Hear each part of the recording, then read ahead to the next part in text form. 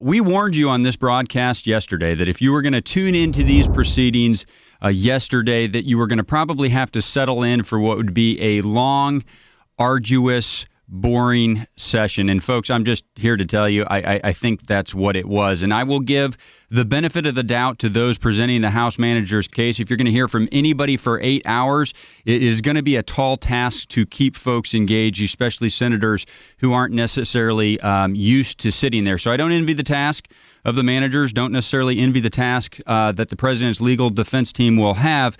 But I think when the Senate finally adjourned last night, probably everyone in that chamber was a little bit relieved. I will tell you, those of us that were following it were probably a little bit relieved. Adam Schiff can talk for a very long time that the American people, as well as those senators, have all heard this. It is a repeat of exactly the same allegations with no evidence, hearsay, presumptions, opinions, policy disputes, but again, no evidence and no quid pro quo evidence, even when they read through the transcript. And when Adam Schiff had to actually read the real transcript, it's very damaging to their case because it doesn't talk about withholding any kind of weapons or a meeting. And in fact, the president did meet, with President Zelensky. And you know what one of their complaints was, Stan? But it wasn't at the White House. I think, again, it's going to drone on today.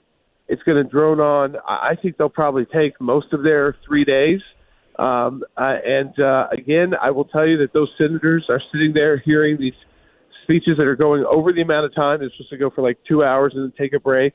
And the accusations they're making, calling them treacherous if you don't do what House Democrats want. Remember, it was an impeachment supported by only House Democrats, not a single Republican.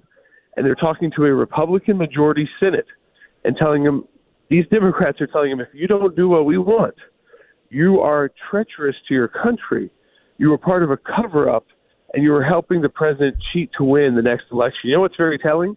They know President Trump is on track to win the next election, and they're trying to do anything possible to discredit that. Removing a president is the most radical and consequential action that Congress can take. I would argue that it's more radical and more consequential than declaring war, because impeachment strikes at the heart of a constitutional republic and the will of the people.